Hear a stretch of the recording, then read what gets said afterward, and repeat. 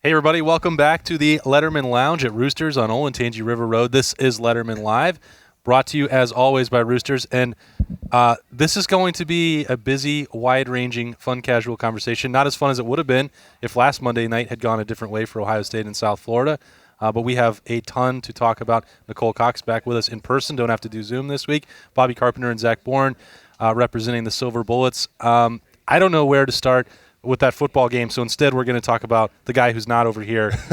Anthony Schlegel is no longer going to be a weekly presence on Lettermen Live. He's the new strength coach of the Jacksonville Jaguars, who also hired somebody with some Ohio State ties, and Urban Meyer is heading down there. Bob, I mean, this one stings. Yeah, I don't know which stings worse. Urban going down there or losing our guy Schlegel. Forget about Urban. Yeah. I just need Schlegs.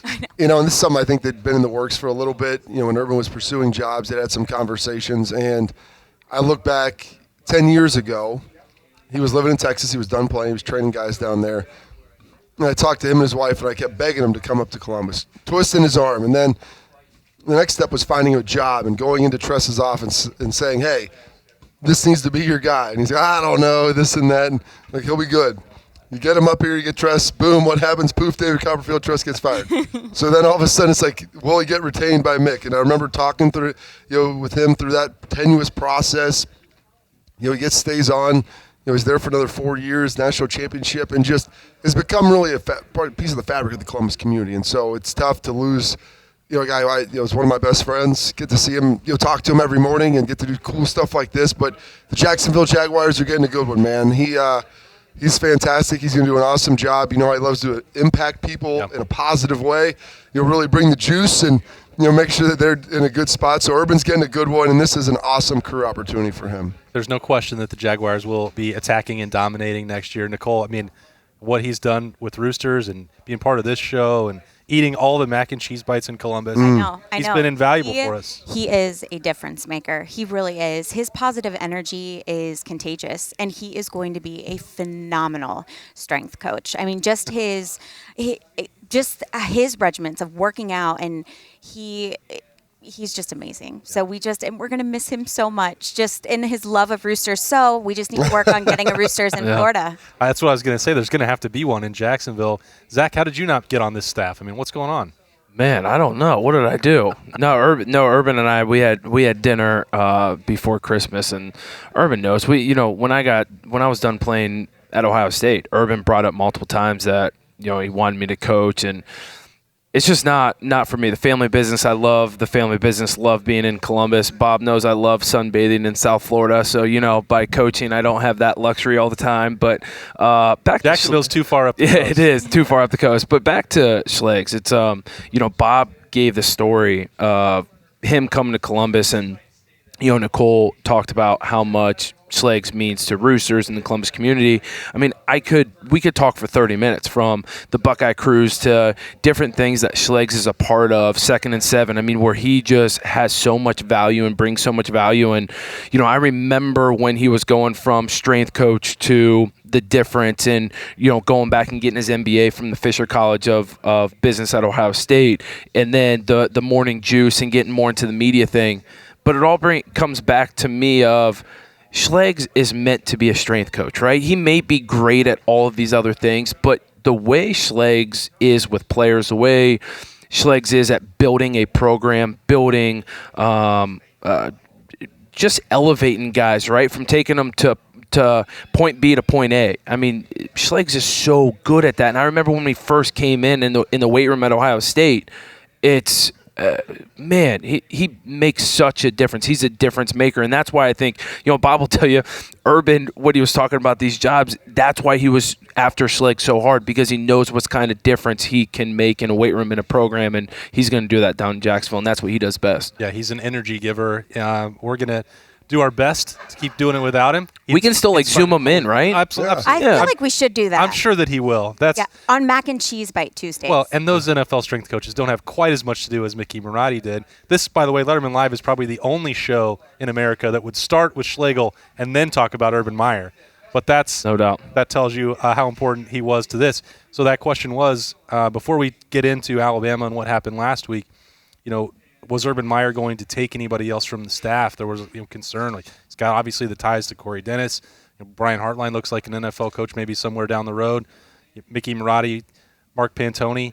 It just wound up being Ryan Stamper and Schlegs. He wanted to leave. He said the infrastructure in place.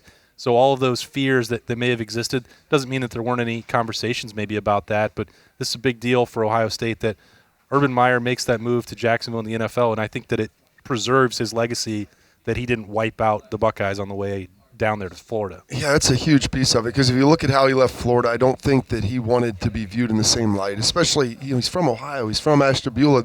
And Ryan Day essentially is his legacy now at Ohio State, and with what they're able to do, it was so important to make sure that they continue to win. And you look, college football playoff, national championship game, coming just a little bit short. And so I think he wanted to make sure that all those things were going to continue to be in place for them to have success. That's why he didn't take a college job. That's why he did this. And, I wouldn't have been surprised if Corey Dennis went down with him. And Ryan Stamper is from Duval County. He's from Jacksonville. So that makes a lot of sense with him. And, obviously Schlegs, and his involvement in the program here, he was limited since he wasn't coaching anymore. So I think all those things worked. And when I look at Urban taking this job, I think it's a chance for him to go back to Florida, and maybe build a better rapport with Gator Nation. Jacksonville's, it's a Gator city. It's right there. They've got the number 1 overall pick. They're going to be able to acquire talent and have the quarterback. He has a coach or an owner that's willing to spend money, so they'll be able to have the nice facilities because they don't have that right now, and that was all built in. So basically you're 56 years old, and I think you looked around like, when is this opportunity going to come around quite like this? Oh, and by the way, it's in Florida. We have a place down there a little further south and on the West Coast, but, it just kind of fit, everything fit in a way that, you start looking in life, these opportunities don't come around every year. Yeah, this is a perfect opportunity for him. And from talking to him over the past couple months, there's no way I think he would ever get back in the college game, but he still has an itch. Urban is so intense. He loves the game of football, loves competing. And so there was always a little part of him ever since he left the game, probably not on his exact terms, the way he wanted to leave, right. But I think the way things transpired at Ohio State, that was the only option he had, or thought to himself that's what he had. And Jacksonville's perfect for him. He loves Florida. As Bob said, he's got a place in Siesta Key. It's close to family that's down there, and Shelley loves the warm weather. This is also an opportunity, as Bob said. Urban is so smart and always thinking. He's playing chess when everyone else is playing checkers, right? So he looks at this job and sees the amount of picks they have, the cap space that they have for next year. He knows that number 1 pick could be a organization-changing type of player. And he knows that, he wants to go down there, put in some years, hopefully make a couple Super Bowl runs, and then kind of call it a career. But this is that last final itch I feel like that he is feeling when it goes back to Rayton, Ohio State. There was no way he was going to do that. He is in the community just like Schlegs. You see the different restaurants that he's building. He loves Columbus, Ohio. He would not go in and raid that Ohio State coaching staff. And we've seen maybe on some other websites here in town, some people maybe having some wrong information, thinking that he was going to raid more people than what he did. But we on Lettermen Row knew the whole time that there were only certain coaches that he was going to take. And as Bob said, I think we knew all along that the coaches he took were going to be the ones, maybe Corey Dennis he was going to take, but other than that, he was going to leave everything else in place. Yeah, there was a suggestion that one of the defensive coordinators might go down there. I think it's far more likely that you'll see that person retiring rather than going to Jacksonville. Yep. That's neither here nor there. That's just Lettermen Row talk. You talked about what he does in the community, Zach. There's a picture of Urban, and I don't know, Nicole, are you in that photo? Yeah. It's an older photo, okay. So I wish I still looked like that. But yeah. This is another situation where you've got to know Urban and Shelley over the years, and I know Shelley was out with you at the golf tournament last year. They've been a huge part of the Roosters Foundation. It's going to be sad that they're not around every. I know we are. It's bittersweet for Schlegel and for Urban. They are so wonderful, huge supporters of us. Shelley comes out to our outing every year. We have these Roosters golf skirts made by Bend Activewear, and I gave her one of them, and she wore it to the national championship game. She's like, I have it on. I was like, that's awesome. So they're so supportive of us. They've always been so wonderful to us. But, Coach Urban, his mind is football, and you can see it. It's almost like all he knows. His passion for it, and Schlegel, they're both such passionate people, right, that they're going to be very successful together on this new team. Bob, from your experience, extensive experience at the next level, and Zach, from your time getting to know Urban as closely as you did as a captain and a guy who really turned the tide in 2012, I mean, what do you guys make? How successful can he be? We talked about everything is in place for him. From my experiences around him, it's hard to envision him handling the amount of losses that happen in the NFL, where you're allowed to lose.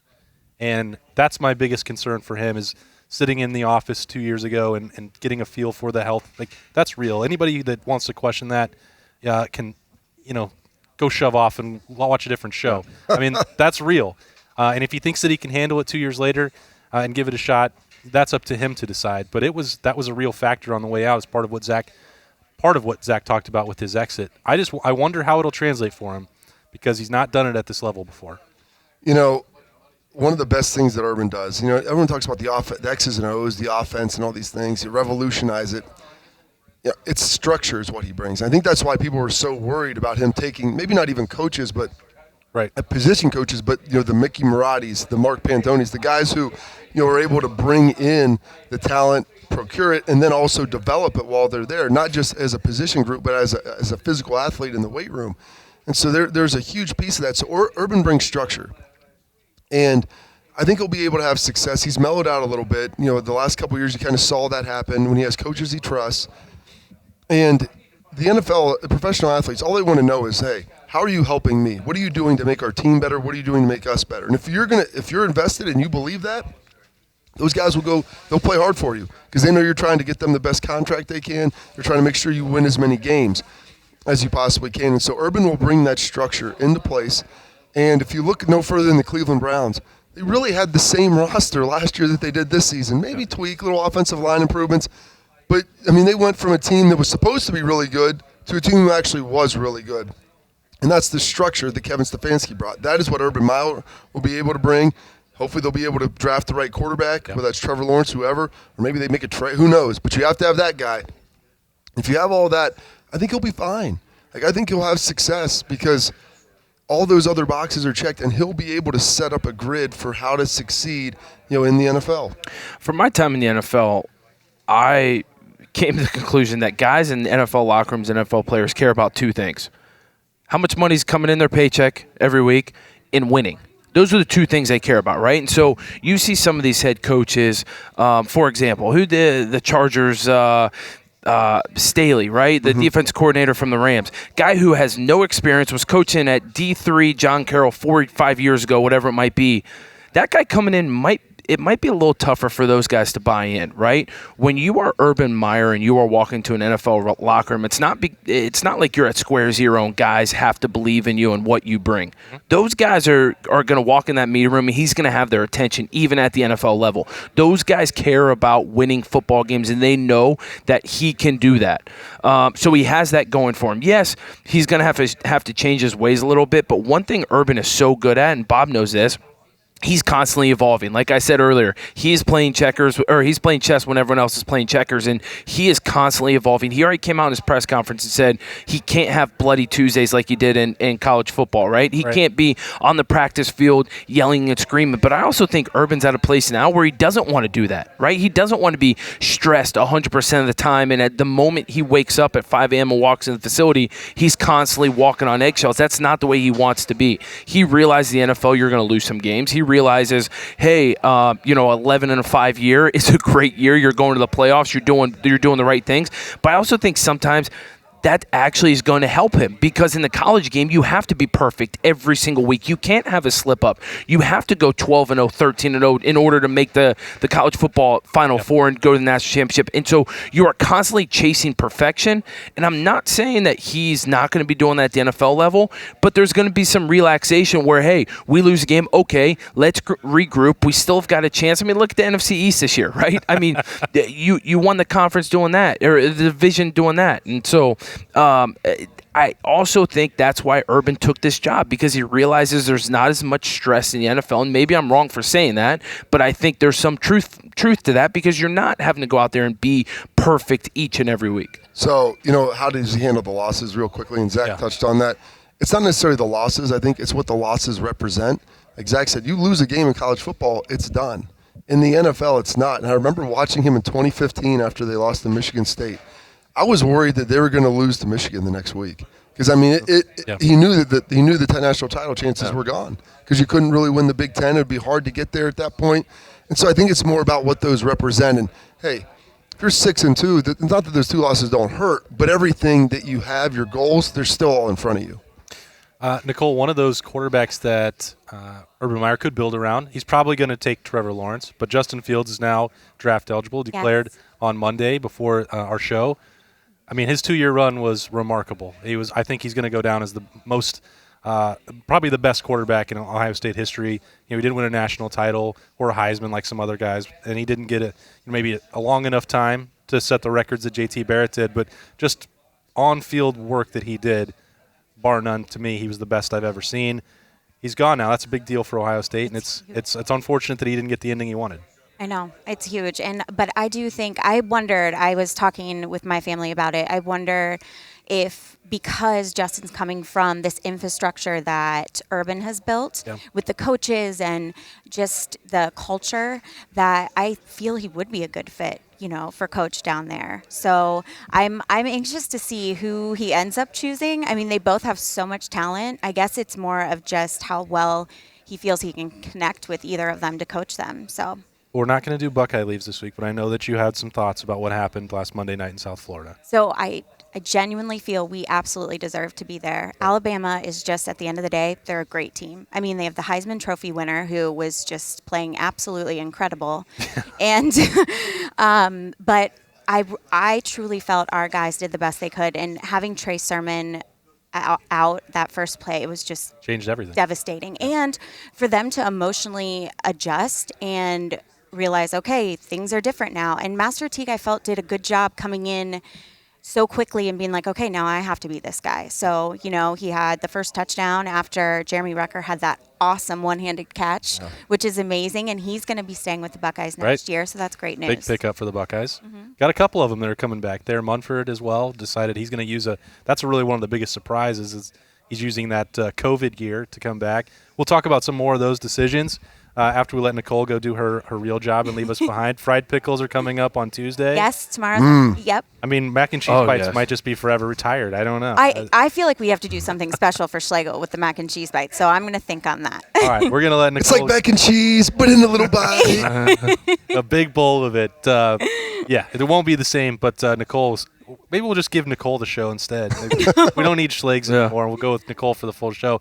We're going to take a quick break anyway. Let her get out of here. We'll be back with more Lettermen Live, brought to you by Roosters. Roosters is one of the unique companies that we deal with. They're involved in everything we do, from our personal foundation to also the Cancer Research Fund. And that's from the Buckeye Cruise from Cancer to all the events leading up to the Buckeye Cruise. They donate back to different organizations that are near and dear to their heart, and we're so fortunate to have been with Roosters now for a long, long time. All the folks at Roosters are just genuinely kind folks, and they want to make a difference. Thank you, Roosters Foundation. Thank you, Roosters Foundation. Thank you, Roosters Foundation. All right, welcome back to Lettermen Live, brought to you by Roosters. We got to dig into it now. 52-24, that's painful for Ohio State. Not what they're accustomed to, as Nicole said. That was a historically talented Alabama team. You can understand losing in that game. You can even understand, not having Tommy Togiai, Tyreek Smith, how much that impacted. Trey Sermon comes out of the game. Look, Ohio State was probably going to have to play its best no matter what to win that game. They didn't, and they were shorthanded. What did you make of it, Bob, on Monday night? And where does Ohio State go from here? There's a lot of people that were like, wanted firings and all these different things to happen. I'm like, if you would have said back in August that you're going to play for the national championship and lose to Alabama, when you thought there wouldn't even be a season, I proposed that scenario to you, and you would get to smoke Clemson the week before, I think everybody would have signed up for that. Right.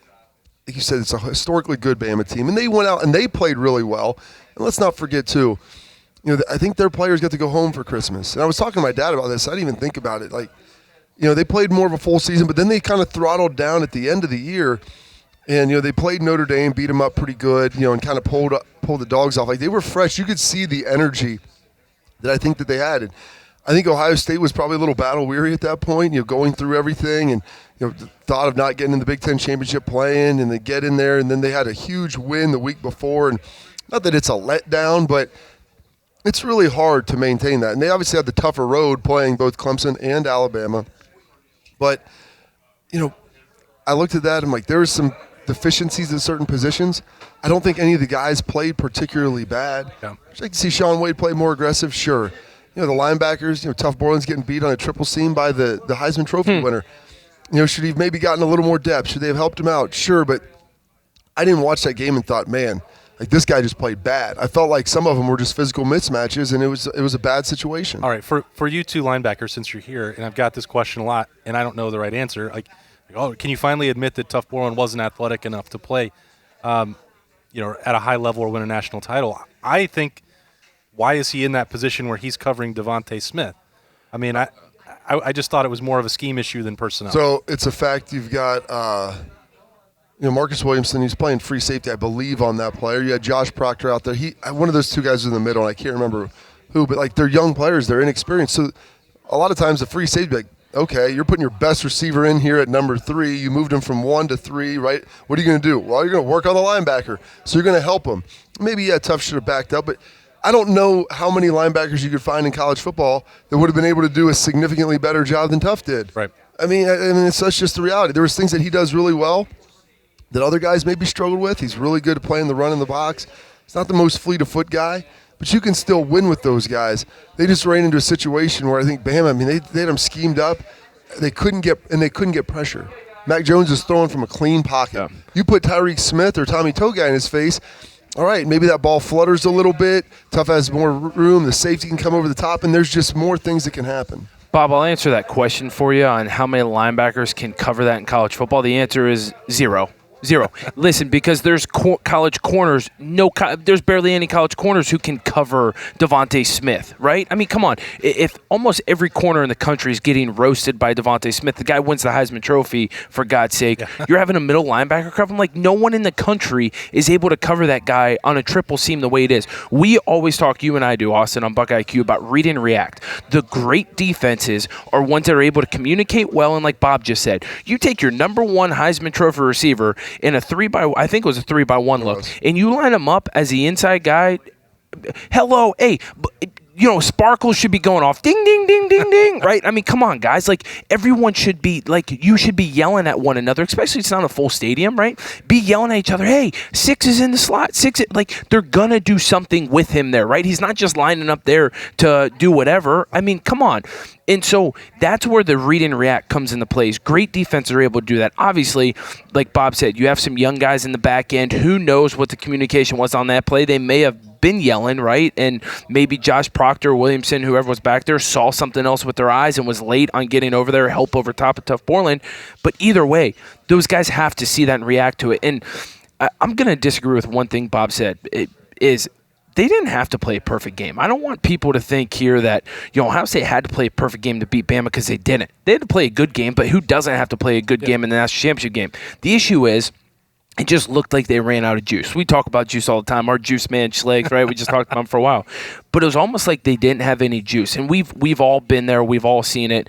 There are just times when you just get into a game when, man, it's just nothing's going your way. It's like you run into a buzzsaw, right? And you could tell from the very first play, once Trey Sermon went out, it was like the juice was just gone. It was like they were going through the motions, and at that point, when you've got some of your starters that are out, they're not getting a pass rush on Mac Jones. The DBs are kind of just letting guys, make plays in front of them, and it's every kind of big third down they're converting, right? I mean, it was just like one thing after another where it was just more and more juice was just being taken out of them, and it's a tough uphill battle to climb. And sometimes you just run into that. But from a talent standpoint, Ohio State can hang with Bama all day. I really do. I think if you play that game 10 times, I literally think it's 5 go to the Buckeyes, 5 go to Alabama. And I'm not saying that just because I'm sitting in this seat. Yep. I think that's just the matchup it is. I think those two teams are by far, as you've seen, we all saw, right, are the 2 most talented teams in college football, and you're going to have some back and forth, and it wasn't the Buckeyes' day. Yeah, I mean, it all kind of turned.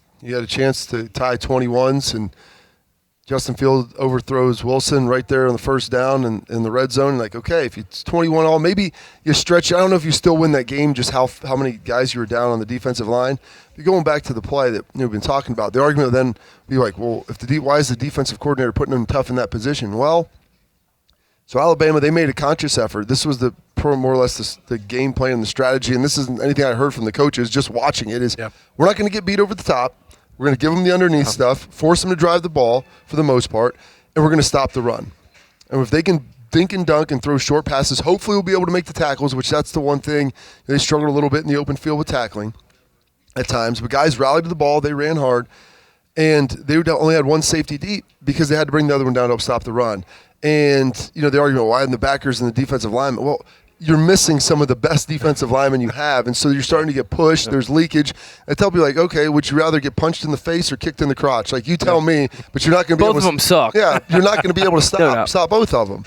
And so that's kind of everyone to just beat on Kerry Combs. Yeah. Like, this was the guy that everybody was so happy. Yeah. I mean, it was like Palm Sunday with him cruising into Jerusalem when he came back here. I mean, it was amazing. I couldn't believe it. And I agree with Bob. It's I haven't talked to the coaches, but from watching the game, that was their game plan, right? And when people want to talk about where'd this 4-4 come from, why are you going into a 4-4 with the Heisman Trophy winner being a wide receiver? Like, what are you doing? Well, here's the issue: you are missing defensive linemen up front. You are playing with guys who normally aren't out there. In your mind, you got to be able to stop the run. And in a 4-4 defense, throwing them a different look, you thought maybe putting 4 linebackers a game, we're able to fill some different gaps. We're able to make up for maybe those defensive linemen not being as talented as Tommy and Tyreek Smith, right? Being able to get them some help from behind them. We're going to trust our DBs in order to match up on these guys one-on-one some of these times, or we're going to give them some space and hopefully bring some different pressures, getting Mac Jones' face, and it just didn't happen, right? And so you try these different things. It's kind of like Bob said. You try one thing, it doesn't work, you go to the other. What'd you rather do, get punched in the face or kicked in the crotch? Both of them suck, but guess what? You're going to go back and forth between which one's worse. And then the other piece, we talk about being down D-line. You lost Cameron Brown at the beginning of the season. Like, the secondary was not – so based upon, the 2019 team, you lose 2 corners of the first round. Shaun Wade comes back. Cameron Brown tears his ACL. You're down 3 of your top 5 guys. And you're down Jordan Fuller. And then, you're down, multiple guys back there.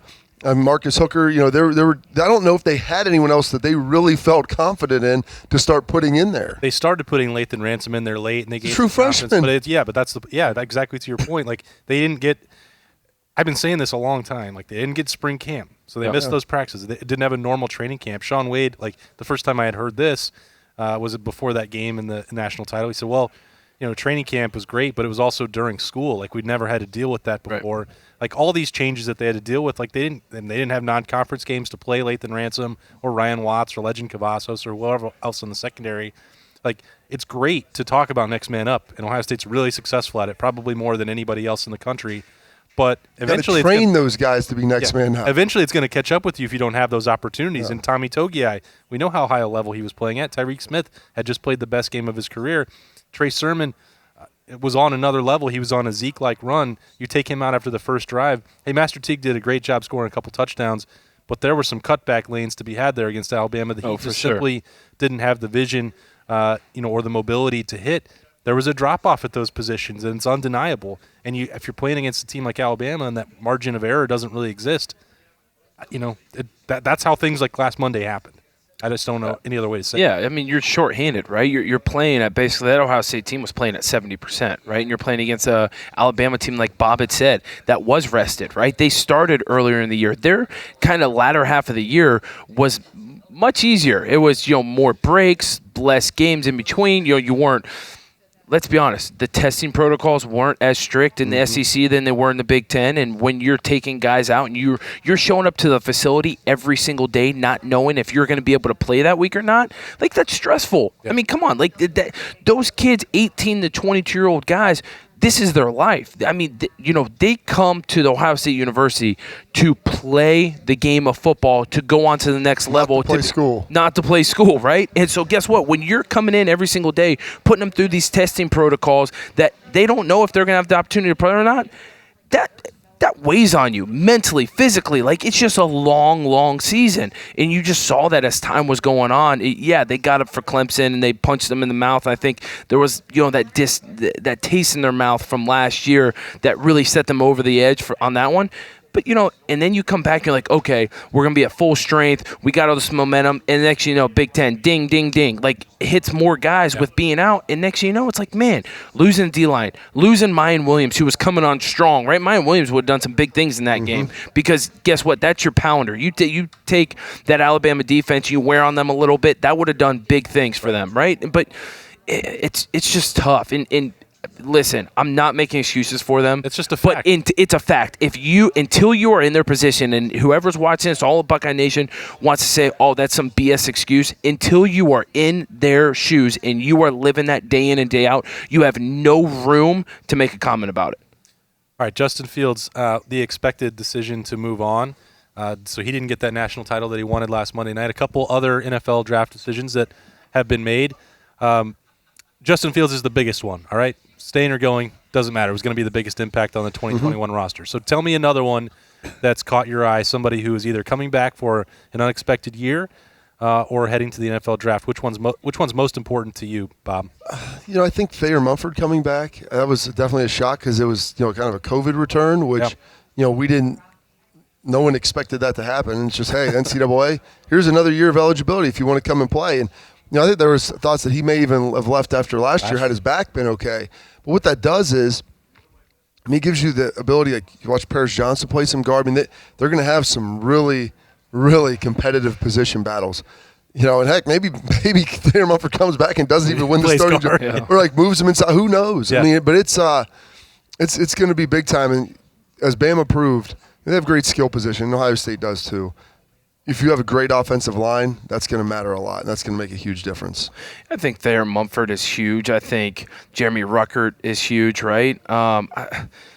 To me, man, some of the guys that are leaving, and I hate to say this name, but, even like a Shaun Wade, who knows? Maybe a year coming back, and the last year he probably would have been a surefire late first-round pick, and who knows where he goes this year, maybe second or third round. I still think he's a great player, still think he's going to have a great NFL career, but maybe he's one of those guys that comes back and, puts his mark on Ohio State and this is my stamp. This is Shaun Wade's stamp. I'm coming back for vengeance.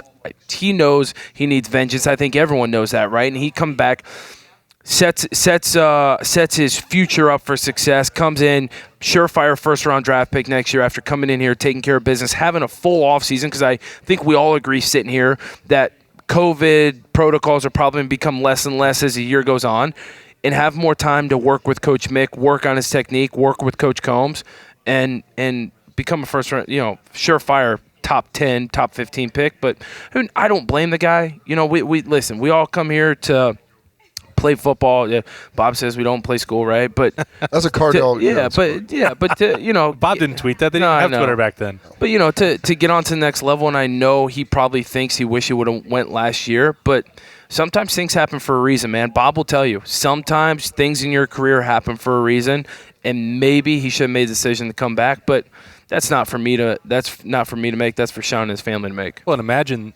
the secondary without Shaun Wade. For people that were critical of the way he played on the outside, like you brought up Cameron Brown, which a lot of people forget about. There were also two other guys who were veterans who were kicked off the team last February. That secondary was shorthanded from the jump, and the Cam Brown injury was a bigger deal. So imagine if Shaun Wade wasn't part of that. What would we even be talking about? They finished number 122 in the country. It wasn't good with him part of it.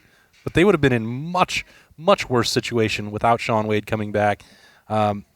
His draft stock, he probably lost a little money, and he wanted to come back. A part of him did next year even to chase a national championship. That's, this is a guy who had one major decision that we were part of. He had left in September, opted out to come back in. He was never going to come back. The same is going to be true for Wyatt Davis. But it's funny how this COVID, eligibility year has worked, Bob, because there's, now you have like actual seniors like Trey Sermon who have to put out draft announcements, and people that think that they might come back. Like, guy was a graduate transfer, got what he wanted, proved that he could be an NFL back, wasn't going to come back.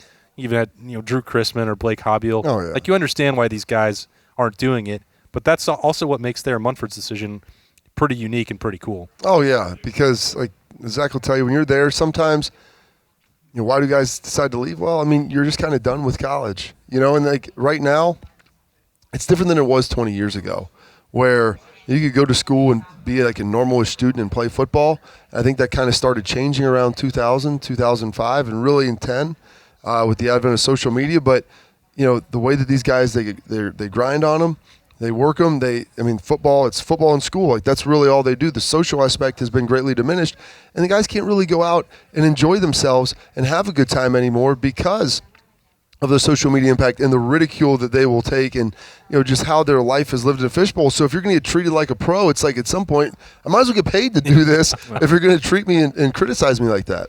Yeah, Bob, I couldn't agree with you more. Right, the way college football is right now is like a business, right? I mean, it is a full-time job. You don't have the same luxuries that you do as a normal college student. You can't really go out and have fun and do certain things because you are constantly under the microscope. Yeah. And nowadays with social media and the way that our world's going the way it is, right? No matter what you do, you could make decision A or B. You're going to get ridiculed either way, right? It doesn't matter what you do unless you completely stay out of the limelight and you sit at home at all times and you go to the facility and you go to class. It's the only way that you're not getting any ridicule. It's because so many people are so opinionated nowadays that no matter what decision you do, if you go out and have some beers, people are going to say, why are you drinking beer, right? Or what are you getting for free? It's people are constantly making assumptions, right? That's why I'm saying making assumptions, because that's what people do nowadays. And so, like Bob said, if you feel like you're at a full-time job and it is a business, which is true, it's gone that way, you might as well be getting paid for it, and that's what some of those guys are doing. All right, so the solution right here, I'm coming up with it. It's the whiteboard solution. The next thing that schools need to add when they're building up these facilities and spending all that money, just put a bar in there for the guys. Give them a place to cut loose. Who says no? I just fixed it right there. Let's get a Club Woody going. Give the Buckeyes a place to relax. Especially would have been useful this year when you couldn't go anywhere else. Here's what people don't realize, and Bob will tell you. After an NFL game, no matter win, lose, draw, whatever it might be, you get on a plane to head back, that plane is filled with any kind of booze you want, any kind of food you want. I mean, there are guys that are drinking nonstop on those planes, right? Guess what? You're a college student. You go out for beers at Little Bar or wherever it might be. Guess what? You shouldn't be there. You shouldn't be doing this. They see you with a girl. You shouldn't be with her, right? I mean, come on. Let's be honest, Bob. Yeah. I mean, it's just really the way it is. Supposed to have alcohol on planes anymore, but I think it still finds its way on. Come on. Imagine that. Alcohol, life finds a way. This has been Lettermen Live. That was all very easy for me to say, of course. Zach Boren, Nicole Cox, and Bobby Carpenter, appreciate them hanging out with us in the Lettermen Lounge. This is just the beginning of the offseason breakdowns. We could have gotten into all of those topics a lot more, and we will in the coming weeks as long as Roosters doesn't kick us out. So for those three, I am Austin Ward. We will see you next week right back here. For full coverage of the Buckeyes, stay with us at LettermenRow.com.